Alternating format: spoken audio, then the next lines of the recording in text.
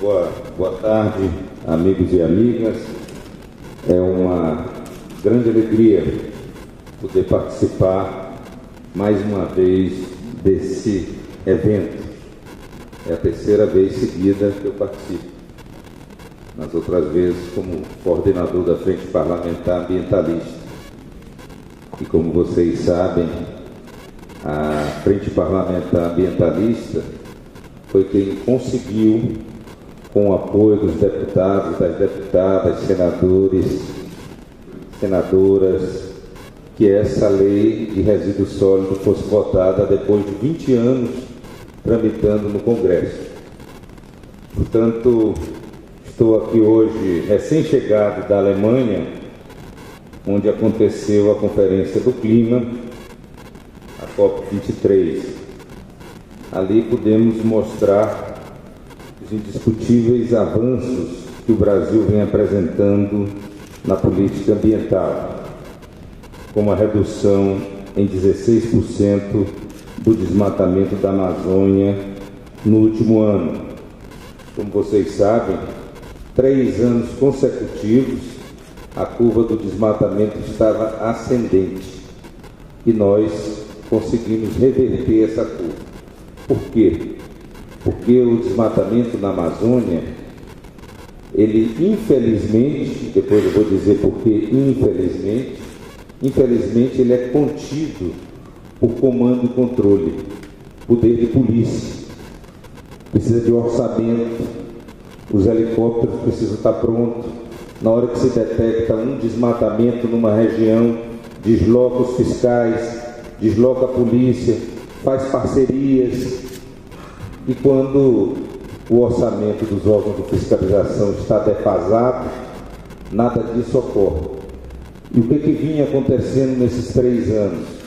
Nós não tínhamos orçamento suficiente e, mais do que isso, a crise política e institucional que se instalou no país, ela sinalizou na Amazônia que a presença do Estado brasileiro tinha deixado de existir.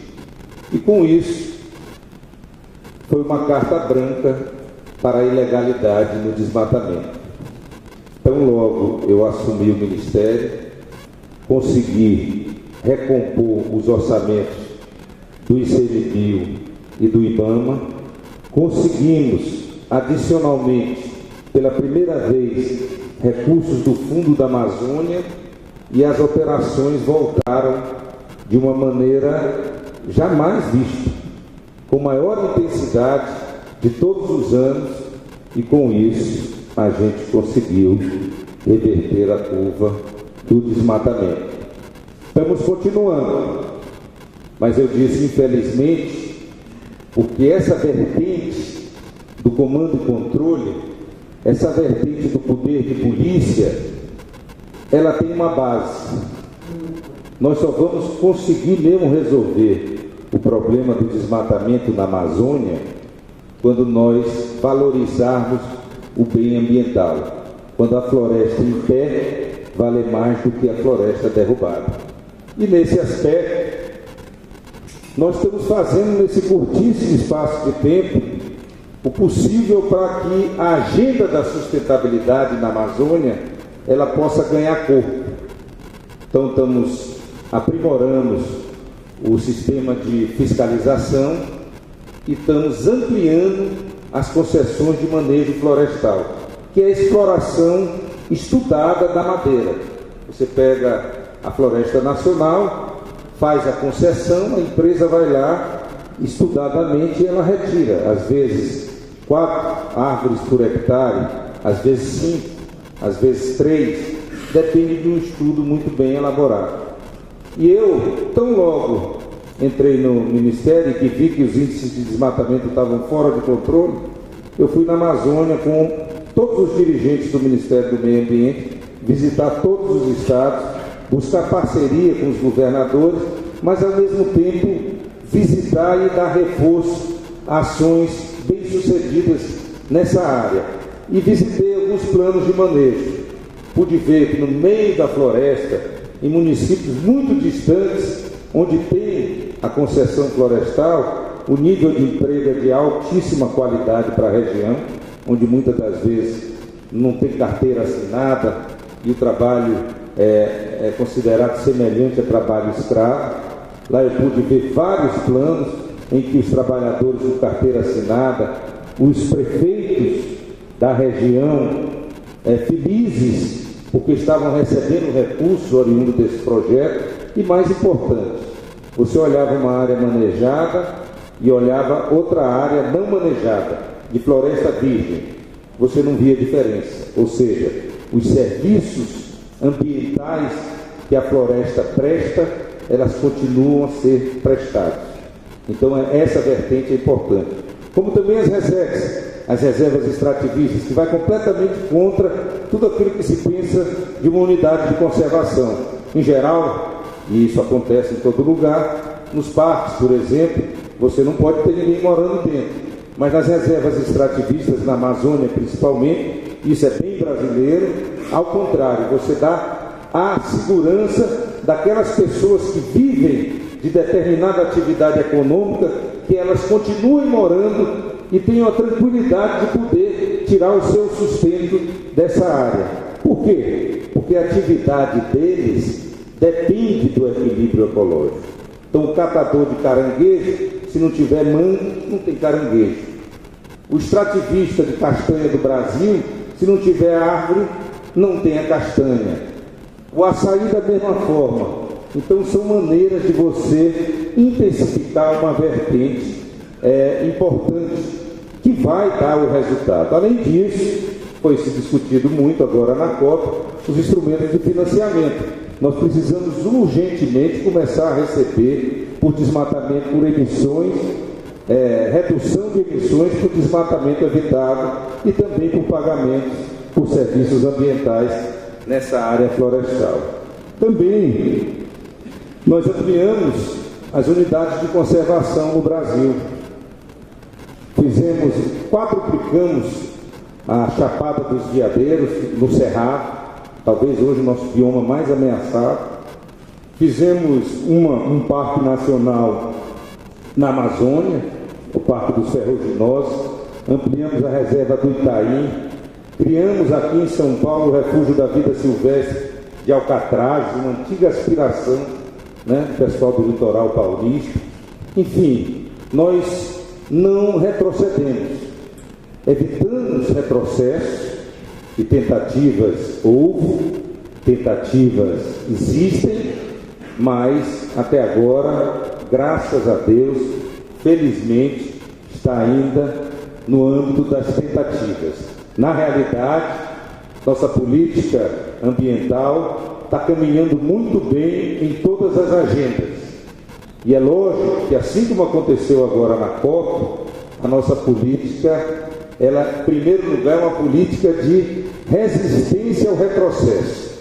Então nós conseguimos reverter curva de desmatamento, conseguimos ampliar unidades de conservação, mas mesmo assim, eu tenho certeza que muitas das pessoas que estão me ouvindo agora aqui devem estar pensando, poxa, mas não é isso que eu vejo nas televisões, não é isso que eu leio nos jornais, porque muitas das vezes, para bater no governo, se bate na política ambiental. E muitas das vezes as versões se consolidam em contradição com os fatos verdadeiros.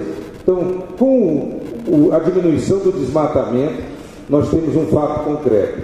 E isso aí alertou e foi muito importante para a gente lá na COP, porque esse é um fato concreto, não era um prognóstico. Então, na hora que você apresenta um dado concreto, as pessoas não têm como questionar a realidade. Então foi isso que aconteceu. Durante as 2 semanas também tivemos algumas notícias muito relevantes. Foram anunciadas, além das taxas de desmatamento da Amazônia, as taxas de desmatamento em unidades de conservação federais. A redução foi ainda maior, 28%. E a queda chegou a alcançar 65% na área mais crítica da Amazônia, a Floresta Nacional do Jamanchim. Vocês devem ter ouvido várias reportagens que deu que a floresta estava sendo ameaçada, que haviam propostas no Congresso de que, para reduzir enormemente essa floresta, e nós conseguimos, no primeiro momento, o veto às medidas provisórias que foram desvirtuadas no Congresso, e agora temos um projeto de lei que também está sendo muito mexido no Congresso, e por isso nós intensificamos o comando e controle na região e tivemos um excelente resultado, mas ainda esperando agir mais nessa agenda. Também foi assinado o Plano Nacional de Recuperação da Vegetação Nativa, o Plano AVEG, que é um plano muito importante, muito esperado, e que nós pretendemos recuperar 10 milhões de vegetação nativa, 10 milhões de hectares de vegetação nativa, um programa muito ambicioso, mas que já está bem sólido na sua concepção. Conforme sempre atuamos, também mantivemos na COP o diálogo constante com outros grupos e países e a intensa interação com a sociedade brasileira. Teve destaque nessa interação, o Espaço Brasil, pavilhão que acolhemos mais de 50 eventos técnicos com participação de todos os segmentos ligados à questão climática no país. Teve lá um segmento só sobre resíduos sólidos, muito bom, muito importante, que eu tive o privilégio de participar e aprender. Entre outros tantos eventos, foi muito prestigiado o impacto da reciclagem do lixo urbano na emissão de gases de efeito estufa, como já falei. Nosso desafio é promover cada vez mais o desenvolvimento sustentável e, ao mesmo tempo, adaptar nossa sociedade e os meios produtivos a um cenário cada vez mais impactado pela mudança do clima. Para sermos bem-sucedidos, não basta adotar medidas isoladas de contenção de emissões e de adaptação. É preciso mudar nossa rota de desenvolvimento, rever os padrões insustentáveis de produção e consumo e promover uma economia de baixas emissões a longo prazo. Com a questão dos resíduos, não é diferente. É necessário o engajamento do conjunto de todos os setores da sociedade brasileira.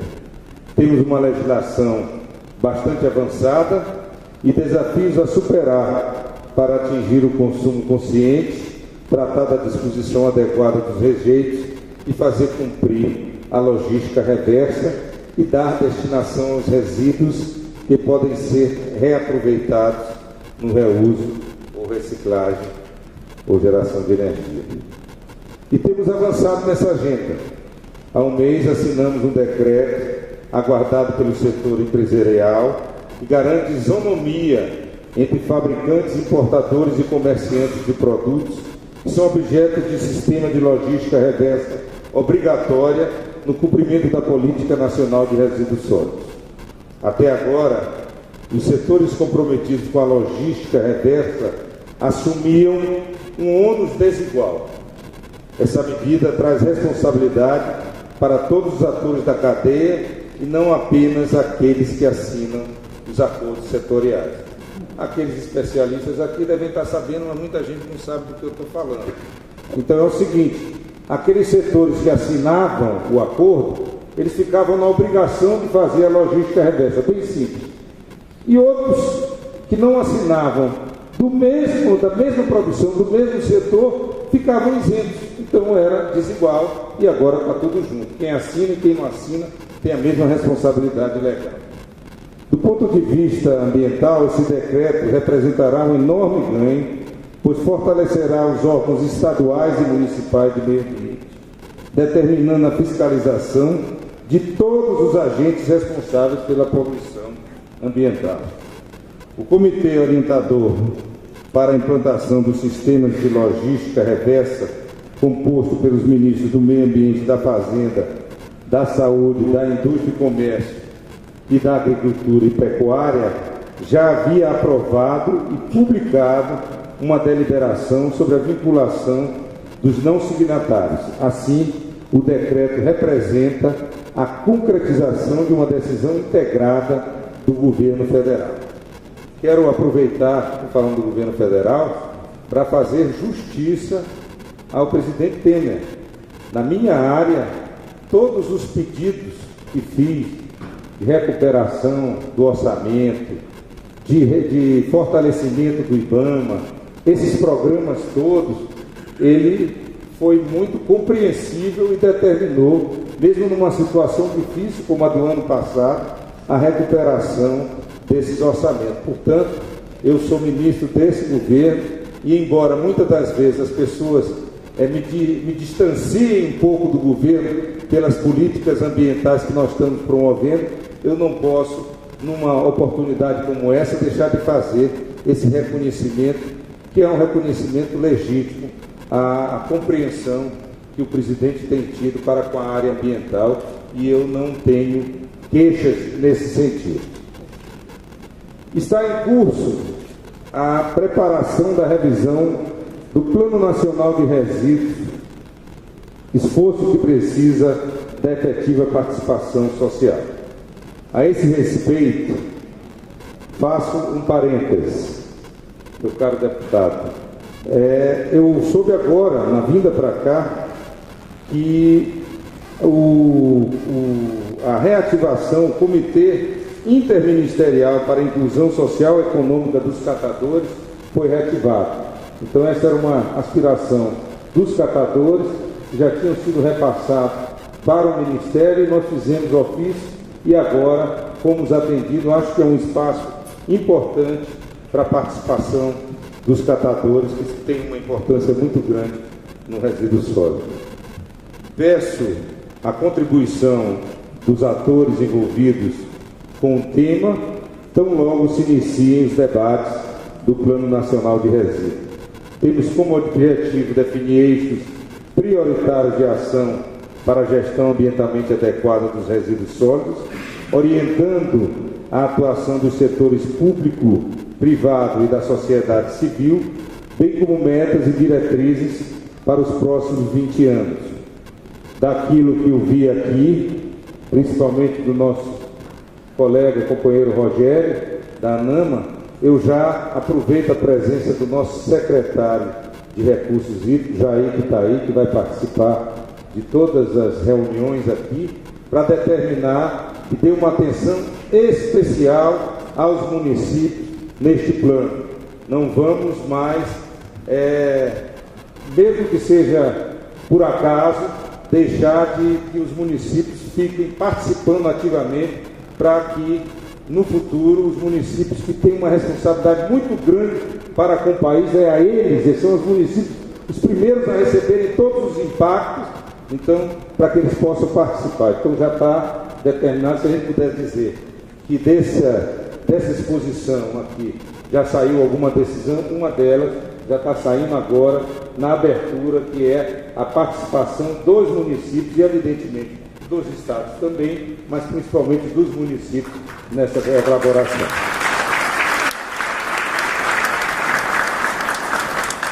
Bem, eu só tenho a parabenizar o Jesus Gomes, meu amigo Zuquinha, assim como me chamam de Zequinha, eu chamo ele de Zuquinha também. Então já estou entregando aqui o apelido dele aí para todos vocês.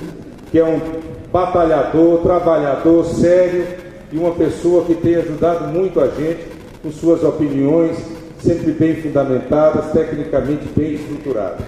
E quero estender a todos vocês o agradecimento, dizer que daqui desses debates nós vamos aproveitar, tem uma equipe do Ministério que vai participar ativamente, vamos aproveitar o resultado desses debates para, naquilo que for importante, naquilo que for necessário, que a gente possa incorporar como uma política pública do Ministério do Meio Ambiente. Boa sorte a todos e bom trabalho. Obrigado.